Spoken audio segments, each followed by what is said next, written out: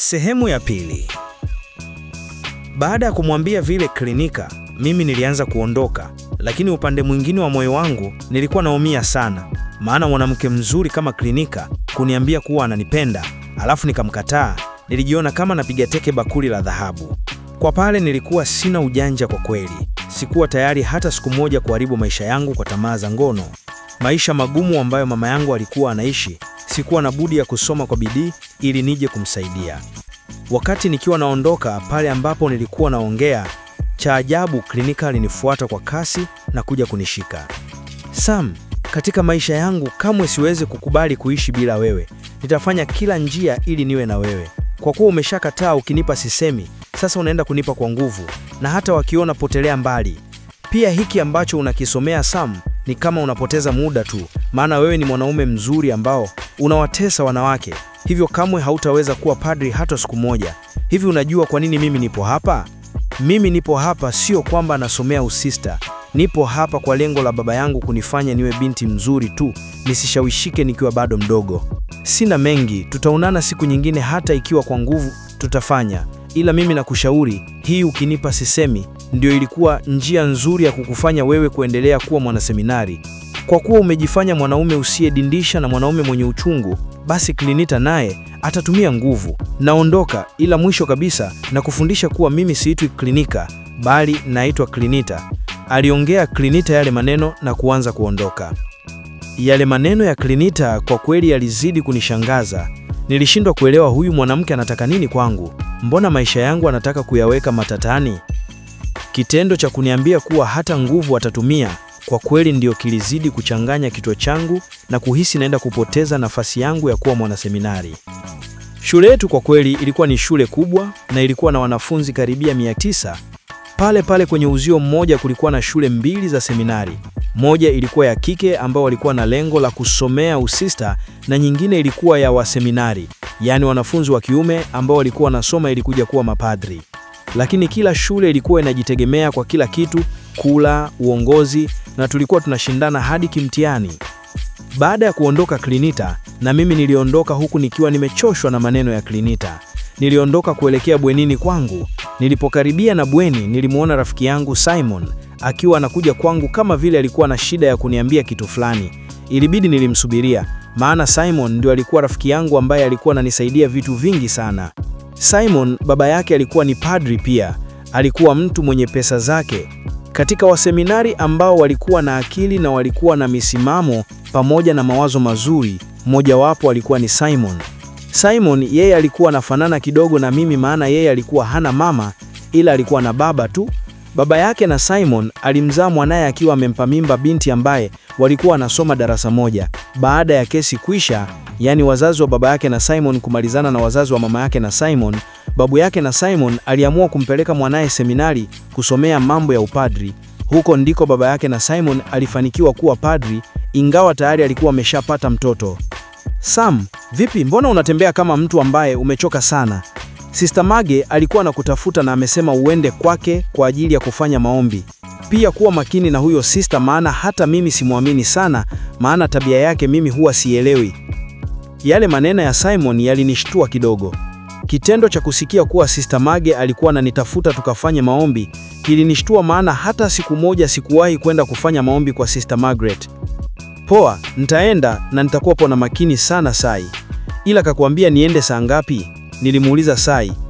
Baada ya chakula cha mchana akaseme uende, ila mimi narudia kuwa naye makini huyo, maana anaweza kukufanya ukakosa kile kitu ambacho kimekufanya hadi ukawa hapa.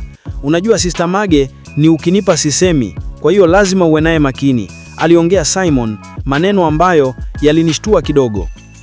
Neno ukinipa sisemi nilikuwa nalisikia sana kipindi naongea na Klinika, leo nilikuwa nalisikia kwa Sai. T20 niita kwa pale ni maana ya nini? Mbona mimi sielewi?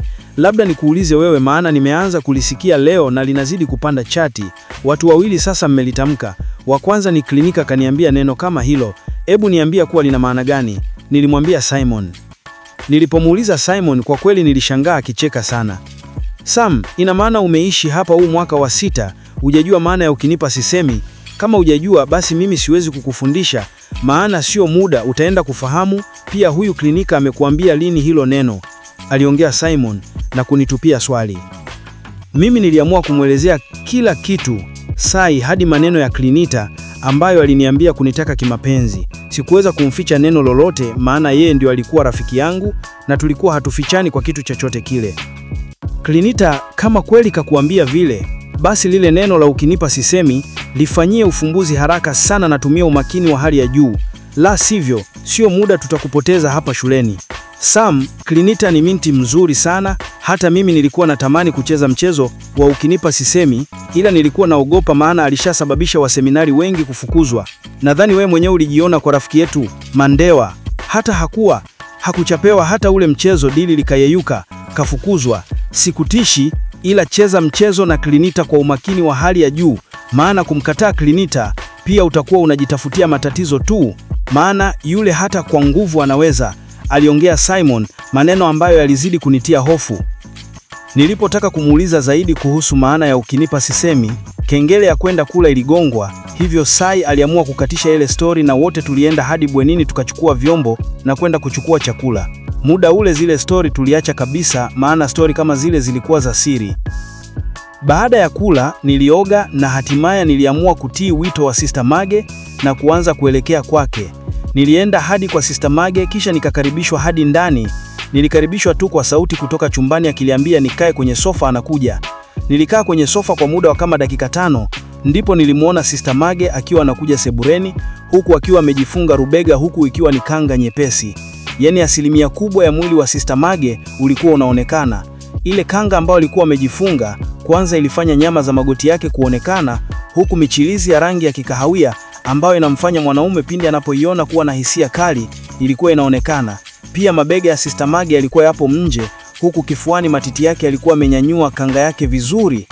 Nashukuru Sam kwa kuja. Nadhani umekuja muda muafaka wa kuja kufanya maombi.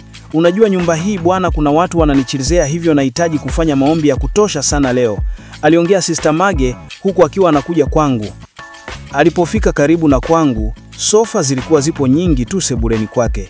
Cha ajabu, alikuja kukaa kwenye sofa ambao nilikuwa nimekaa mimi.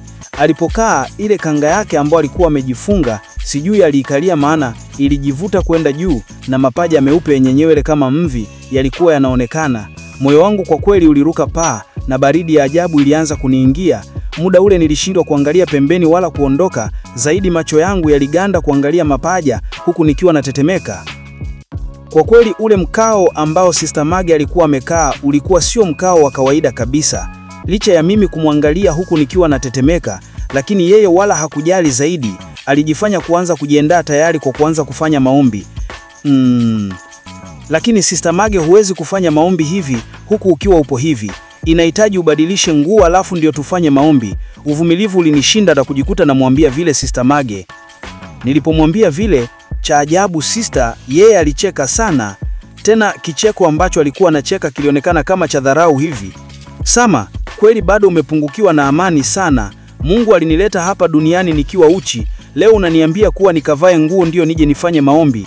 Kama nguo kwa Mungu ndio zinafanya maombi yangu kukubaliwa, basi tungelikuwa tunazaliwa huku tukiwa na nguo, maana kwa Mungu hakuna ambacho kinashindikana. Hivyo maombi hayajalishi hadi ukiwa umevaa nguo nzuri, sijui zenye heshima ndio uombe. Mungu anapokea shida ya mtu kwa kile ambacho anakitaka, ila sio mavazi ya mtu, aliongea Sister, maneno ambayo yalinifanya zidi kumshangaza. Kwa yale maneno ya Sister, sikutaka hata kumuuliza kitu chingine zaidi ya kukubali na kumwambia tuanze kuomba.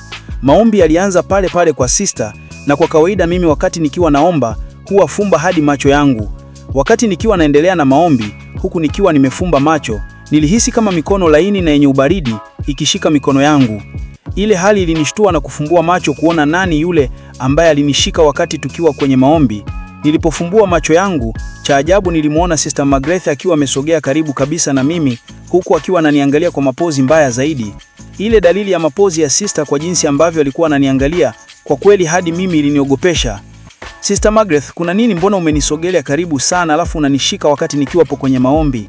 Nilimuuliza Sister Mage ambaye muda ule alikuwa onekana mtu ambaye alikuwa kama kachoka sana. Macho tu ambayo alikuwa ananiangalia na kunirembulia kama nyoka mwenye kifava. Nilianza kuhisi kuna kitu cha hatari Sister Margaret alikuwa anakitaka kutoka kwangu. Sam, kuna mtu ananisumbua sana kwenye fikra za akili yangu.